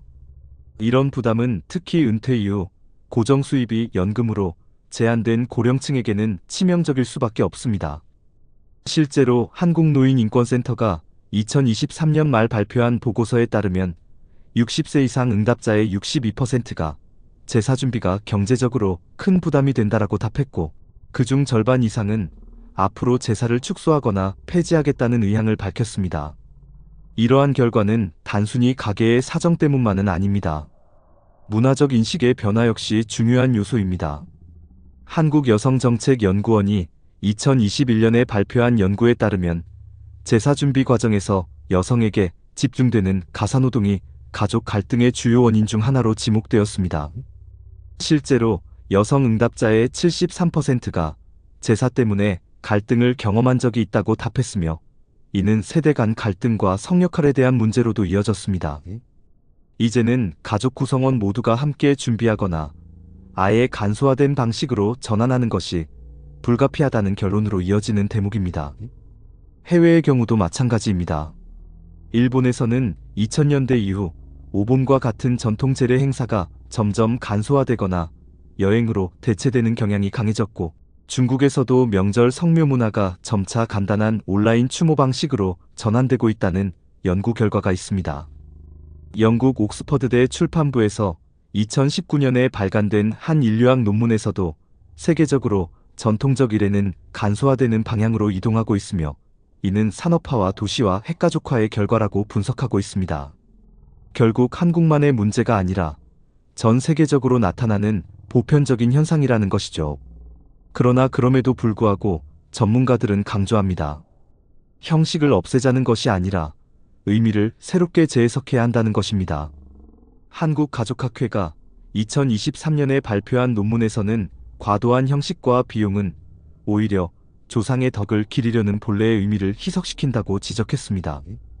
즉, 전통의 본질을 잃지 않으면서도 현실에 맞게 재구성하는 것이 필요하다는 것입니다. 여러분, 이쯤에서 우리가 분명히 알 수 있는 것은 하나입니다. 지금 제사 문화가 무너지고 있는 것이 아니라 새로운 모습으로 변화하고 있다는 사실입니다. 이제는 무겁고 버거운 제사상이 아니라 고인이 좋아하던 음식을 올리며 가족이 함께 추억을 나누는 소박한 일회로 전환되고 있다는 점, 이것이 바로 우리 시대가 마주한 진실이라고 할 수 있겠습니다. 그렇다면 우리는 이 문제를 어떻게 풀어가야 할까요? 전문가들은 입을 모아 말합니다. 제사의 본질은 형식이 아니라 기억과 의미라는 것이죠. 이제는 무겁고 과도한 상차림이 아니라 가족이 함께 모여 조상을 기리고 대화를 나누는 방식으로 전환해야 한다는 것입니다. 실제로 대한민국 정부와 지자체들도 이미 여러 대안을 내놓고 있습니다. 예를 들어 서울시는 2024년부터 간소화 제례 가이드라인을 제작해 주민센터를 통해 배포하고 있습니다. 전통을 존중하면서도 부담을 줄일 수 있도록 전 대신 고인이 즐겨 드셨던 두세 가지 음식을 올리거나 제수용품을 구입할 때 지역 전통시장을 활용해 경제적 부담을 낮추는 방법을 안내하고 있습니다. 부산시는 지역문화센터에서 현대 제례 교육 프로그램을 운영하며 시민들에게 전통을 간직하면서도 가족 갈등을 줄일 수 있는 다양한 방식을 소개하고 있습니다. 또 광주광역시는 명절 음식 나눔 사업을 통해 홀로 사는 어르신 가정에 소규모 제수 음식을 지원하고 주민들이 함께 모여 간단한 추모식을 치를 수 있도록 커뮤니티 공간을 제공합니다. 이러한 정책은 단순히 경제적 부담을 줄이는 것에 그치지 않고 가족 간의 연대와 이웃 공동체의 회복을 돕고 있습니다. 또한 보건복지부는 노인 돌봄 종합계획 속에 가족 간 갈등을 예방할 수 있는 생활문화 개선 항목을 포함시켜 지자체와 협력해 건강한 제례 문화 캠페인을 전국적으로 확산시키고 있습니다. 해외의 경우를 살펴보면 일본은 이미 2000년대 초부터 오본 행사와 같은 전통 제례를 간소화하는 대신 가족 여행이나 봉사활동으로 대체하는 방식을 장려하고 있습니다. 일본 후생 노동성은 2015년부터 가정일의 간소화 지침을 발표하며 전통의 의미를 해치지 않으면서도 현대 생활에 맞게 제례 방식을 바꾸도록 권장했습니다. 대만 역시 정부 차원에서 온라인 추모 시스템을 도입해 원거리 가족들도 모바일을 통해 헌화와 제사를 대신할 수 있게 만들었습니다. 이 제도는 코로나19 팬데믹을 계기로 더욱 활성화되어 현재는 대만 인구의 절반 이상이 이용할 정도로 보편화되었습니다. 유럽에서도 비슷한 흐름이 보입니다. 영국과 독일은 전통적 종교 의례 대신 메모리얼 데이와 같은 공동 추모 행사를 통해 개인 가정의 부담을 줄이고 사회 전체가 함께 추모의 의미를 나누는 방향으로 제도를 발전시켰습니다. 결국 이는 공통적으로 부담은 줄이고 의미는 강화한다는 원칙에 맞춰진 흐름입니다. 그렇다면 우리 가정은 구체적으로 어떤 실천을 할 수 있을까요? 첫째, 제사 음식을 꼭 전통적인 형식으로 차릴 필요는 없습니다. 고인이 좋아하시던 음식을 한두 가지 정성껏 준비하는 것만으로도 충분합니다. 둘째, 가족 구성원 모두가 역할을 나누는 것이 중요합니다. 누군가는 장을 보고, 누군가는 요리를 하고, 누군가는 상차림과 정리를 맡는 방식으로 분담하면 특정 가족에게만 부담이 쏠리지 않습니다. 셋째, 정부와 지자체가 제공하는 다양한 재래 간소화 가이드를 적극 활용해보세요. 서울, 부산, 광주뿐만 아니라 전국 각지의 주민센터와 복지관에서 배포하는 안내 자료를 보면 실제로 많은 가정이 어떻게 갈등을 줄이고 있는지 사례를 접할 수 있습니다. 넷째, 해외 사례에서처럼 디지털 기술을 활용하는 것도 방법입니다. 요즘은 온라인 추모관과 같은 시스템이 확대되고 있으니 멀리 떨어져 있는 가족도 함께 참여할 수 있습니다. 마지막으로 전문가들은 강조합니다. 조상을 기리는 마음은 줄이지 않으면서도 살아있는 가족의 건강과 행복을 지켜야 한다. 결국 제사는 무거운 전통의 의무가 아니라 사랑과 기억을 이어가는 선택이어야 한다는 것이죠. 여러분, 이제는 우리도 변화의 길목에 서 있습니다. 과거의 방식을 답습할 것인지 아니면 새로운 의미로 바꾸어 갈 것인지는 우리의 선택에 달려 있습니다. 지금 바로 실천할 수 있는 작은 변화가 결국 가족의 건강을 지키고 다음 세대에게는 더 따뜻한 전통으로 이어질 수 있을 것입니다. 한때는 무겁던 상 위에 이제는 따뜻한 밥 한 그릇만 놓여 있어도 사랑은 식지 않고 기억은 살아 있습니다. 눈에 보이는 형식이 아니라 가슴에 남는 온기가 우리의 삶을 지탱합니다. 여러분, 오늘 우리가 함께 들은 두 사람의 이야기를 떠올려 보셨나요? 한쪽에는 평생 성실히 일했지만 제사의 무게와 경제적 부담을 홀로 짊어지다 결국 병원에 실려갔던 박재수 씨가 있었습니다. 오래된 냉장고에 가득 쑤셔 넣은 제사 음식이 오히려 삶을 무너뜨리고 부부의 갈등과 건강에 파탄을 불러왔던 안타까운 현실. 그 장면은 우리 모두의 마음을 아프게 했습니다. 반면 또 다른 쪽에는 욕심을 부리지 않고 미리 준비하며 형식보다 의미를 택한 이정호 씨가 있었습니다. 그는 퇴직금과 연금을 지켜내며 무리한 창업 대신 가족의 시간을 선택했습니다. 낡은 냉장고 속 단출한 반찬 몇 가지였지만 그 식탁 위에는 웃음과 대화가 넘쳐났습니다. 제사의 짐을 줄였더니 오히려 가족의 마음은 더 깊어지고 위기의 순간에도 준비된 자산으로 아내를 지킬 수 있었습니다. 여러분, 두 사례의 차이는 아주 작았습니다. 하나는 무거운 전통에 매여 삶을 짓눌렀고 다른 하나는 전통의 본질만 남겨 행복을 지켜냈습니다. 같은 세월을 살았지만 선택의 차이가 노후를 갈라놓았습니다. 이 이야기가 결코 남의 일이 아닌 이유는 지금 이 순간 우리 모두가 그 갈림길에 서 있기 때문입니다. 이제는 질문을 스스로에게 던져야 합니다. 나는 여전히 무거운 상을 차리며 지쳐갈 것인가? 아니면 가볍고 따뜻한 밥상으로 가족의 마음을 이어갈 것인가? 나는 불안 속에서 노후를 흔들리게 할 것인가?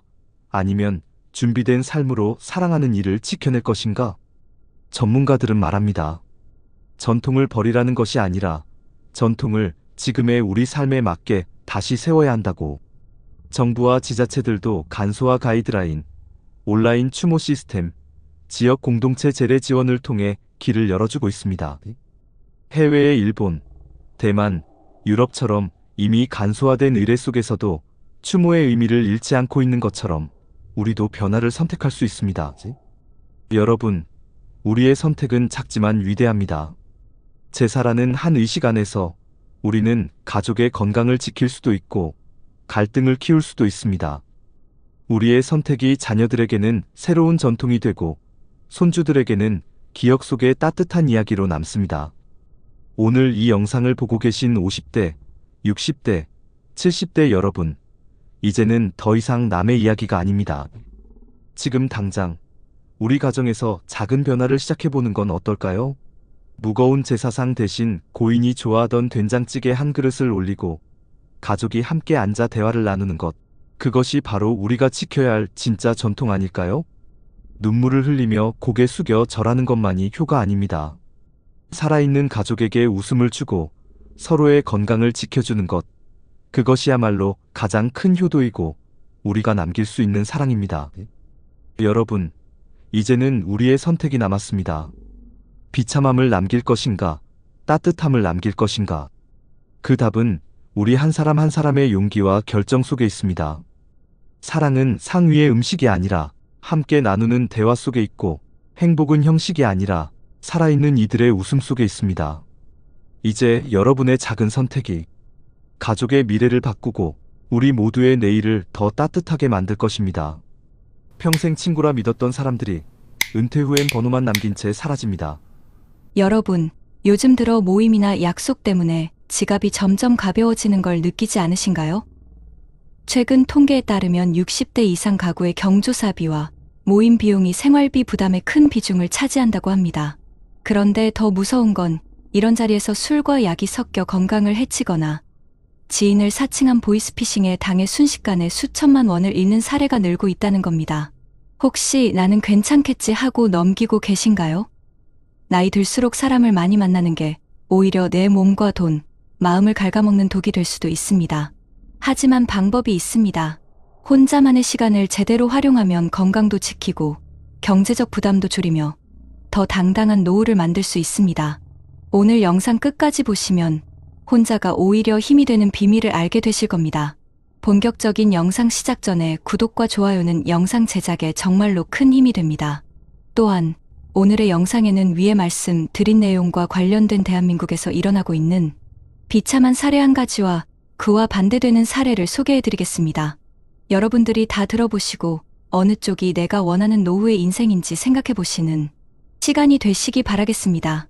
여러분, 혹시 오래된 휴대폰을 꺼내 친구 번호를 눌러본 적 있으신가요? 화면 속 이름은 그대로인데 막상 전화를 걸 용기는 나지 않고 또 받아줄지도 알 수 없는 그런 순간 말입니다.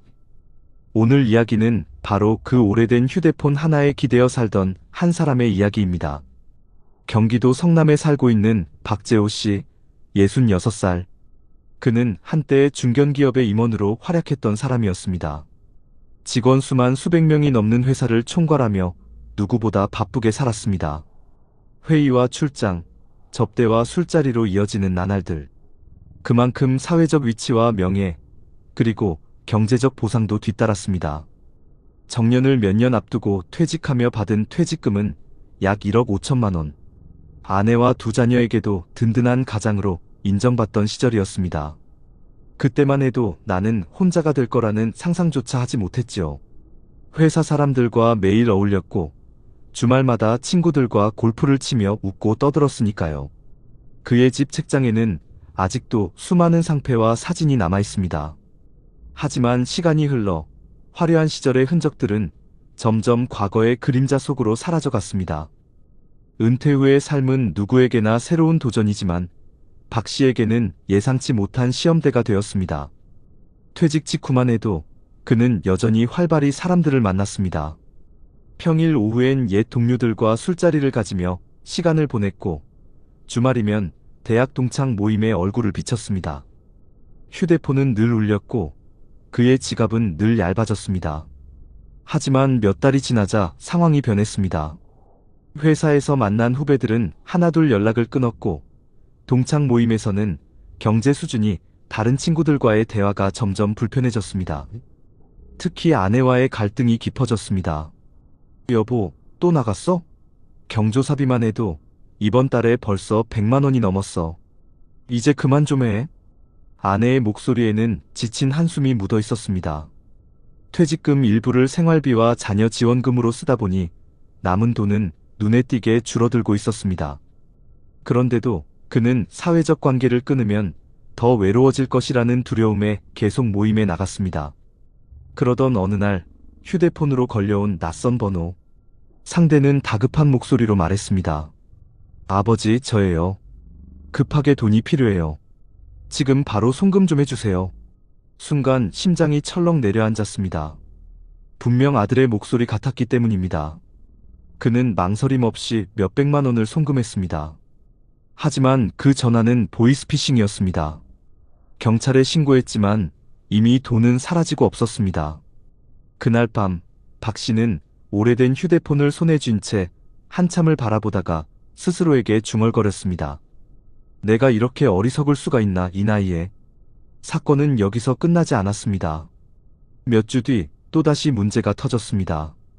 술자리를 가진 날 복용 중이던 혈압약과 술이 뒤섞이며 갑자기 어지럼증이 찾아왔습니다.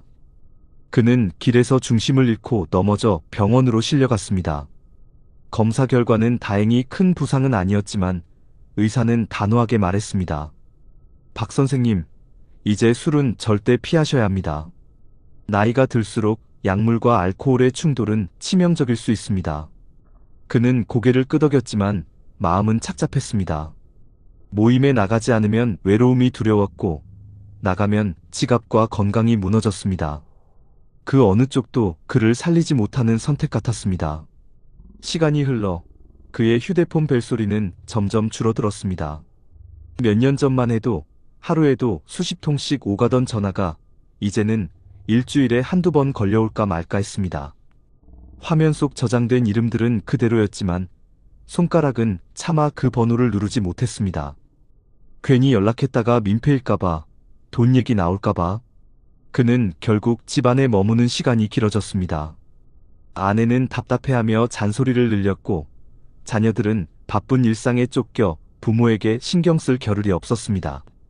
하루하루 그는 낡은 휴대폰을 만지작거리며 연락하지 못한 친구들의 이름만 바라봤습니다. 거실 소파에 앉아있던 어느 날 그는 휴대폰을 손에 쥔 채 아내에게 말했습니다. 여보, 이 사람들 이름을 보니까 참 웃기네. 같이 늙어가자던 친구들이었는데 지금은 다들 어디서 뭘 하고 있을까? 아내는 말없이 그를 바라보다 조용히 한마디 건넸습니다. 당신이 그렇게 붙잡으려 하니까 더 힘들어지는 거야. 이제는 그냥 우리 둘만 생각해도 충분하지 않아? 그 말은 맞는 이야기였지만 그에게는 받아들이기 힘든 현실이었습니다.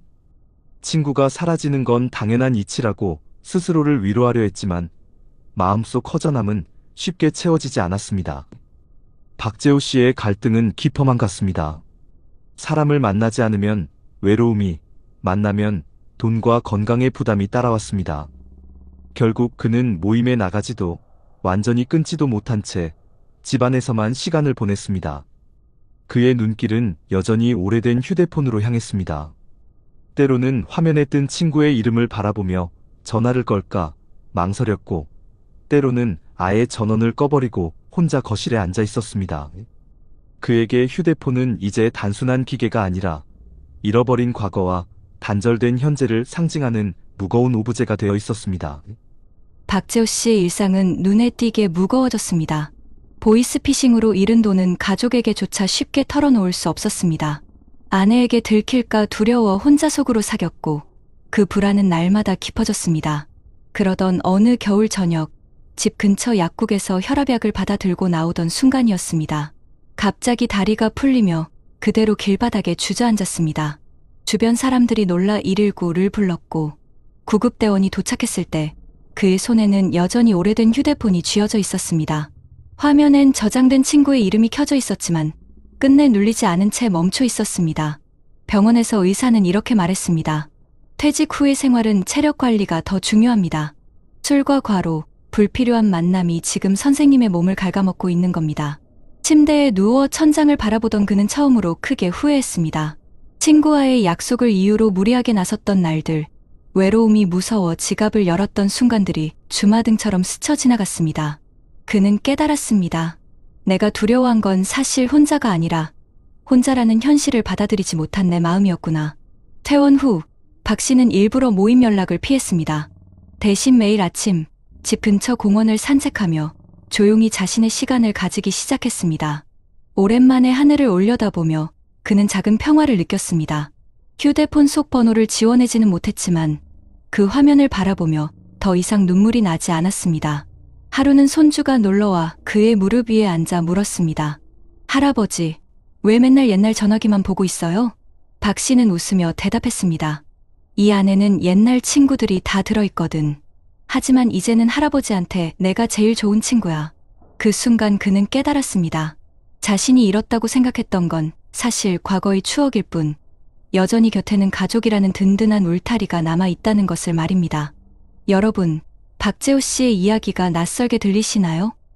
아니면 어쩐지 내 모습 같다고 느껴지시나요? 은퇴 후 친구들이 하나둘 사라지는 것은 너무나 자연스러운 현상입니다. 나이가 들수록 인생의 길은 달라지고 대화의 주제는 어긋나며 건강과 경제 상황은 각자 다르게 흘러가기 때문입니다.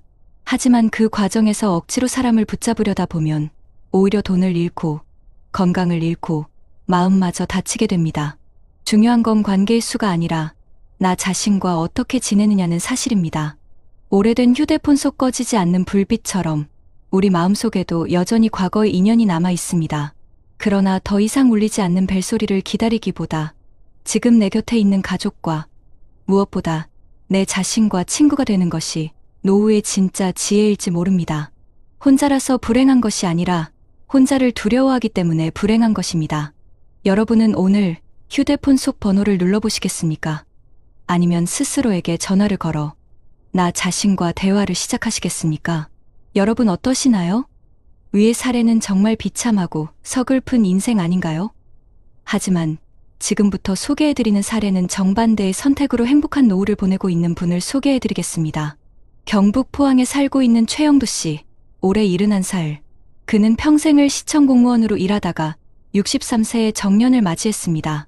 주변 친구들이 대기업에 들어가 높은 연봉을 자랑할 때도 그는 한직이라고 불리는 민원 부서에서 묵묵히 서류를 처리했습니다. 큰 돈을 벌 기회는 없었지만 대신 그는 안정적인 생활을 선택했습니다. 공무원이 뭐 대단하냐 싶었지. 하지만 꾸준히 월급이 들어오니까 마음은 늘 편했어. 정년을 앞두고 그는 별다른 퇴직금은 받지 못했습니다. 하지만 매달 꼬박꼬박 들어오는 공무원 연금 약 230만 원이 있었기에 생활에 대한 두려움은 크지 않았습니다. 무엇보다 그는 일찍부터 관계관리라는 보이지 않는 준비를 해왔습니다. 친구가 많아야 한다는 집착 대신 가족과의 시간을 늘리고 아내와 함께 작은 취미를 공유하는 삶을 이어온 것입니다. 물론 그의 삶에도 어려움은 있었습니다. 몇 해 전 같은 마을에 살던 동창들이 연금 받으면 뭐하냐, 모임 나오지 않으면 외톨이가 된다라며 자주 술자리에 불러냈습니다.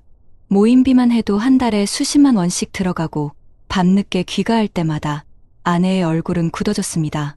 여보, 이제는 우리 생활비도 아껴야 하는데 이렇게 계속 나가면 힘들어져. 아내의 말에 그는 잠시 갈등했습니다. 친구들과의 인연을 끊는 게 두려웠던 겁니다. 하지만 결정적으로 그를 멈춰 세운 건 같은 동네 후배의 사례였습니다. 후배가 술자리를 전전하다 보이스피싱에 당해 수천만 원을 잃고 가족과의 관계까지 틀어졌다는 소식을 들었을 때였습니다.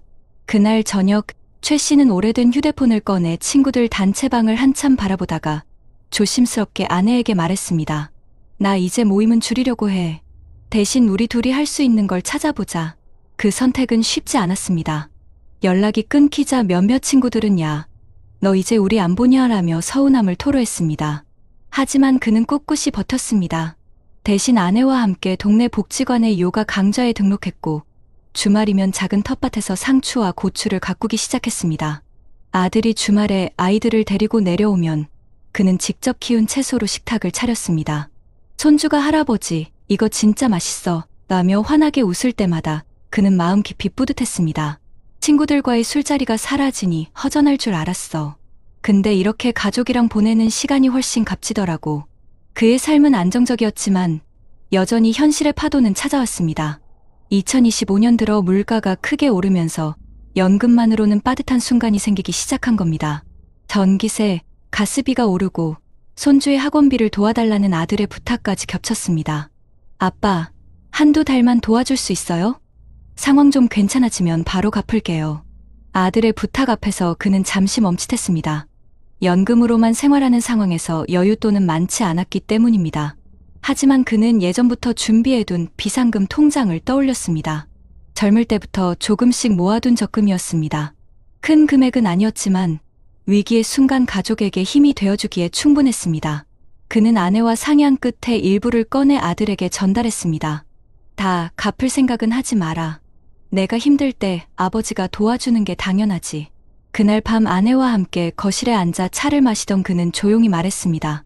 이래서 준비가 필요한 거야. 돈이 많아서가 아니라 마음이 불안하지 않게 만드는 준비 말이야. 아내는 고개를 끄덕이며 손을 꼭 잡아주었습니다. 최영도 씨의 삶은 위기의 순간마다 다른 선택으로 이어졌습니다. 술자리에 휩쓸리지 않고 보이스피싱 같은 위험을 피해갔으며 작은 취미와 가족의 시간을 소중히 여겼습니다. 경제적 여유는 크지 않았지만 그는 생활 속 작은 준비들 덕분에 흔들리지 않았습니다. 그가 오래된 휴대폰을 만지작거리며 말합니다. 이 안에 저장된 친구들 이름은 줄어들었지만 지금은 괜찮아. 내 곁에 아내와 손주가 있잖아. 여러분, 그렇다면 최영도 씨 같은 선택이 왜 중요한 걸까요? 단순히 개인의 생활 태도 문제로만 볼 수는 없습니다.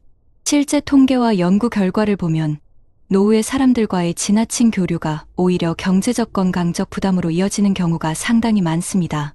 먼저 국내 통계를 보겠습니다. 통계청이 2024년에 발표한 고령자 통계에 따르면 65세 이상 고령 가구의 소비 지출 구조에서 가구 간 이전 지출, 즉 경조사비나 친목 모임에 쓰이는 돈이 다른 연령대보다 월등히 높은 비중을 차지한다고 합니다.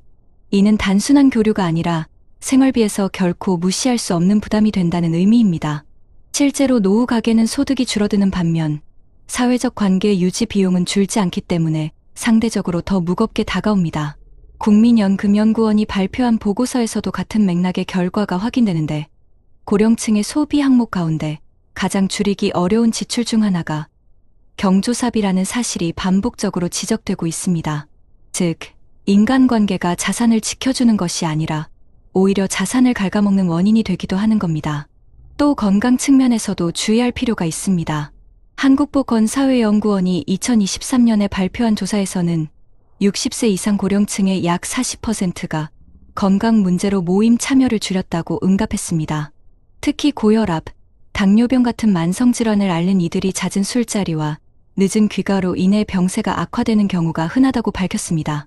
실제로 대한노인의학회의 연구에 따르면 고령자가 음주를 자주 하거나 약물 복용과 알코올을 함께 섭취할 경우 낙상, 골절, 뇌혈관 질환 발생 위험이 젊은 세대보다 2~3배 높아진다고 합니다. 즉, 외로움을 피하려고 사람을 만나는 자리가 오히려 건강을 위협하는 독이 될 수 있다는 사실이 과학적으로 증명되고 있는 셈입니다. 경제적 피해도 무시할 수 없습니다. 금융감독원 자료에 따르면 2023년 한 해 동안 보이스피싱 피해액은 약 1965억 원에 달했는데 특히 60세 이상 고령층이 피해자 비율의 절반 이상을 차지했습니다. 피해 유형을 보면 지인을 사칭한 전화나 문자 혹은 모임 자리에서 알게 된 사람을 통한 불법 금융투자 권유가 많았습니다. 한국형사법무정책연구원 보고서에서도 고령층은 사회적 고립을 피하려는 성향 때문에 새로운 관계를 쉽게 받아들이고 그 결과 사기 피해에 취약하다는 분석을 내놨습니다. 즉, 관계의 빈자리를 채우려는 욕구가 오히려 경제적 위협으로 이어지는 경우가 많다는 것입니다. 해외 연구에서도 비슷한 결과가 확인됩니다.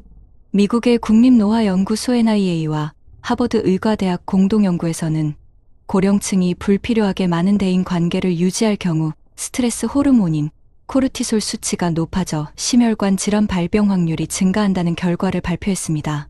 반대로 관계의 수를 줄이고 가족이나 가까운 사람들과의 깊은 관계에 집중한 그룹은 정신적 안정도가 높았고 우울증 발병률은 30% 가까이 낮았습니다. 유럽 노인복지연구소의 한 논문에서도 고령자가 억지로 모임에 나가 사회적 피로를 경험하는 것보다 스스로 선택한 소규모 관계망을 유지할 때 삶의 만족도가 더 높다는 사실이 밝혀졌습니다.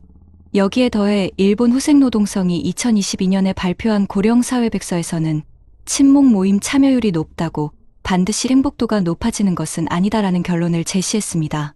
오히려 지나친 모임 참여가 경제적 지출을 늘리고 건강관리 시간을 빼앗으며 개인의 자율성을 해치는 경우가 많다고 분석했습니다. 이는 한국 사회와도 크게 다르지 않습니다. 실제로 한국노인인력개발원의 연구에서도 억지 모임 참여보다 개인이 주도하는 취미 활동이 우울감 완화와 건강 증진에 훨씬 효과적이라는 결과가 나왔습니다. 결국 통계와 연구들이 공통적으로 말하는 바는 분명합니다. 노년의 관계를 전혀 끊을 필요는 없지만 무조건 많은 사람을 만나는 것이 결코 행복으로 이어지지 않는다는 점입니다. 오히려 경조사비와 술자리로 인한 경제적 부담, 약물과 음주의 상호작용으로 인한 건강 위험, 그리고 새로운 인연을 빙자한 보이스피싱 같은 범죄 노출까지 너무 많은 관계는 노후의 리스크를 크게 키울 수 있습니다. 반대로 가족이나 가까운 몇 사람과의 깊은 관계, 그리고 나 자신과의 시간을 존중하는 태도가 진정한 안정과 행복으로 이어질 수 있다는 사실을 수많은 연구들이 증명하고 있습니다. 여러분도 아마 주변에서 비슷한 사례를 보신 적 있을 겁니다. 이제는 숫자가 아니라 질적인 관계와 자기 돌봄이 더 중요한 시대가 되었다는 것을 받아들여야 할 때입니다. 여러분, 이제 어떻게 현실적인 해결을 할 수 있을까요? 먼저 대한민국 정부와 지자체에서 이미 실행 중인 정책부터 살펴보겠습니다. 예컨대 서울시는 외로움 상담 콜 외로움 안녕 120과 외로움 챗봇이라는 20시간 상담 체계를 운영하고 있는데 폰이나 카카오톡을 통해 언제든 외로움을 털어놓고 정서적 지지와 연결을 받을 수 있는 구조입니다. 올해 4월부터 시작되었고 하반기에는 서울이타 플레이스라는 외로운 시민들을 위한 오프라인 소통 공간도 열 예정입니다. 여기에는 심리적 위안을 줄 수 있는 마음약방 자판기, 가벼운 다과와 함께 이야기를 나눌 수 있는 마음 편의점 같은 시설이 포함될 예정이며 고립된 분들을 공동체로 연결해 주기 위한 모두의 친구 같은 지역 전담 상담사도 늘려나갈 계획입니다. 또 보건복지부는 2024년부터 전국 229개 시군구로 고독사, 예방 및 관리 시범 사업을 확대 시행하고 있습니다. 이 사업은 위험, 고독자를 조기에 발견, 안부 확인, 생활 개선 지원, 공동체 기반 교류 프로그램 제공, 그리고 사후관리까지 아우르는 종합 서비스입니다. 가족과 떨어져 외로움에 방치될 위험을 줄이기 위한 구체적인 실천 장치입니다. 그리고 한국토지주택공사 LH는 매입 임대주택에 거주하는 홀몸 어르신들을 대상으로 살피미 서비스를 운영 중입니다. 안부 전화를 주의회, 필요시에는 방문 말벗까지 제공하며 인공지능 기반 생활관리 서비스도 도입해 식사, 수면, 생활 리듬까지 챙겨주는 시스템도 도입한 바 있습니다. 이는 돌봄과 소통을 주거 공간 안에서 통합적으로 제공하는 좋은 예입니다. 지자체 차원에서도 반찬 배달, 병원 동행, 생활지원사를 통한 직접 돌봄과 안부 확인 등 다양한 안심 돌봄 서비스를 제공하고 있지만 현실적으로 예산 부족으로 대상이 제한적이라는 지적도 있습니다. 이제 해외 사례들을 볼까요?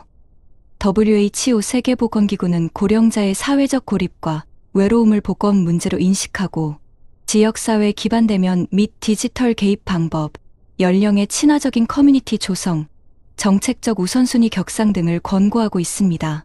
특히 디지털 상담, 소셜 스킬 교육, 지역 지원 그룹 구성 등 다각적인 접근을 강조합니다. 유럽 정책도 참고할 만합니다. 유럽 사회복지정책연구센터를 터이와 로시엔을 통해 발표된 보고서에서는 지역 기반의 공동체 활동, 맞춤형 개입 프로그램, 사회적 포용 정책이 효과적으로 고립과 외로움을 해소한다고 제안합니다. 프랑스는 우편 배달원을 노인 돌봄자로 활용하는 프로그램을 운영 중입니다. 우편 배달원이 정기적으로 어르신 가정을 방문해 소통하고 가족에게 상태를 알려주는 방식인데 이는 접근 가능한 일상적 돌봄 모델로 해외에서도 주목받고 있습니다. 영국에서는 말 걸기 환영 테이블을 카페에 두고 낯선 이와도 대화를 유도하는 사회적 공간을 조성하여 외로움을 줄이는 활동을 전국적으로 운영 중입니다. 커뮤니티의 작은 접점을 통한 사회적 연대 강화 방식입니다. 이는 공동체의 자원과 자원봉사 기반으로 집에서 나이 들기 위한 교통, 집수리, 공동 취미 활동 등의 서비스를 제공하는 모델로 고립된 어르신들이 지역사회 안에서 안심하고 지낼 수 있도록 돕습니다. 종합해보면 대한민국은 이미 상담 콜, 챗봇, 공동체 공간, 안부 돌봄, 그리고 LH 서비스와 고독사, 예방 프로그램 등을 통해 정책적으로 기반을 다지고 있습니다. 여기에 더해 지역 커뮤니티 활성화, 디지털 및 대면 통합 접근, 그리고 민관 협업 지원 모델 등을 확장하는 방향이 필요합니다. 여러분, 지금 당장 가까운 시청자 여러분 동네에서도 이런 서비스가 운영되는지 한번 확인해 보세요. 120 다산콜, 지역복지관, 주민센터, 그리고 LH 입주민센터 등에서도 안부 서비스, 교류 프로그램 등을 제공하고 있을 가능성이 큽니다. 이런 실효성 있는 정책들을 알고 활용하는 것만으로도 외로움과 불안에서 한 걸음 벗어날 수 있습니다. 실질적인 도움은 바로 이런 작은 연결에서 시작된다는 사실 기억해 주세요. 낡은 휴대폰 속 꺼지지 않는 불빛. 그 불빛은 지나간 인연을 그리워하며 떨고 있었네. 그러나 작은 텃밭의 새싹은 오늘도 자라 누군가의 웃음 속에서 또 다른 희망을 피워내네. 여러분, 오늘 두 사람의 이야기를 들으면서 어떤 마음이 드셨나요? 한 사람은 은퇴 후에도 친구를 붙잡으려다 결국 돈을 잃고 건강을 잃고 마음마저 무너져 내렸습니다. 낡은 휴대폰에 저장된 이름을 바라보며 외로움과 후회만이 남았죠. 반면 또 다른 사람은 작은 준비와 현명한 선택으로 가족과 함께 웃으며 살아가고 있었습니다.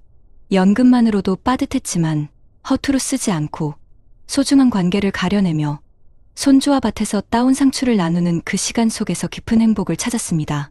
두 인생의 갈림길은 결코 멀리 있지 않았습니다. 단지 어떤 선택을 하느냐가 달랐을 뿐이었습니다. 외로움이 두려워 무리하게 사람을 붙잡으면 더 깊은 고립에 빠지고, 반대로 혼자의 시간을 받아들이고 가족과 나 자신을 돌보면 마음의 평화가 찾아옵니다. 여러분, 우리는 누구나 언젠가 은퇴를 맞이합니다. 그리고 50대, 60대, 70대의 어느 날 휴대폰 속 연락처를 바라보며 누구에게 전화를 걸어야 할까 망설이는 순간이 찾아옵니다. 그때 후회하지 않으려면 지금부터 선택해야 합니다. 더 많은 만남이 아니라 더 깊은 만남을 선택하는 것. 무의미한 지출이 아니라 꼭 필요한 곳에 쓰는 것. 외부의 인정이 아니라 내 마음이 편안한 길을 걷는 것. 여보, 이제는 우리 둘만 생각해도 충분하지 않아?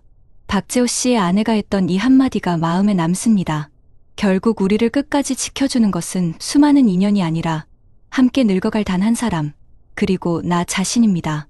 반대로 최용도 씨처럼 준비된 노후를 살아가는 이들은 남들이 보기엔 그저 소박한 일상 같지만 그 안에서 진정한 자유와 평화를 누리고 있었습니다.